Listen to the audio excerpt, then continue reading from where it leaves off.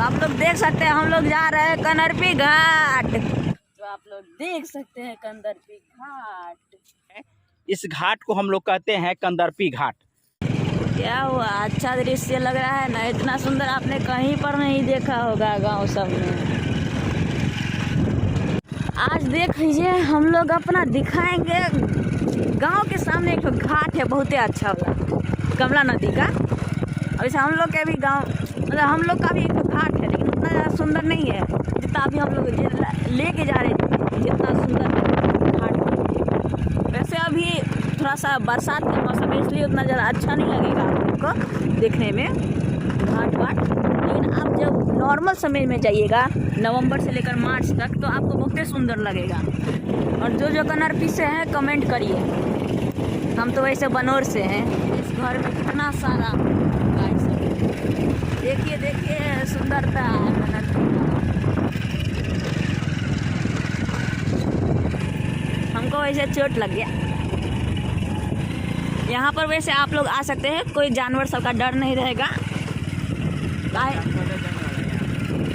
जंगल है तभी आप लोग को जानवर सबका डर नहीं रहना चाहिए, काहे कि यहाँ पर जानवर मिलवे नहीं करेगा तो डर क्या चीज़ का रहेगा। अब हम लोग एंटर करने वाले हैं कंदरपी में। देख लीजिए कंदरपी। तो दोस्तों अभी हम पहुंच चुके हैं कंदरपी घाट पर। यही है वो कंदरपी घाट जो आप लोग देख सकते हैं कंदरपी घाट। हमारे पीछे जो ये नदी है ये कमला नदी है और ये जो घाट है इस घाट को हम लोग कहते हैं कंदरपी घाट। बता दें कि ये कंदरपी घाट जो है अंधराठाड़ी प्रखंड के अंतर्गत आता है और इस होकर के आप झंझारपुर अंधराठाड़ी फुलपरास कहीं भी आप जा सकते हैं। तो जैसा कि आपको ये नदी जो दिख रहा है इस नदी में एक नाव चलती है जो अभी कंदरपी घाट के पुबरिया भाग यानी तटबंध के तरफ जो है सो अभी लगा हुआ है और यहाँ कुछ लोग इंतजार कर रहे हैं इस नाव होकर के पार होने की।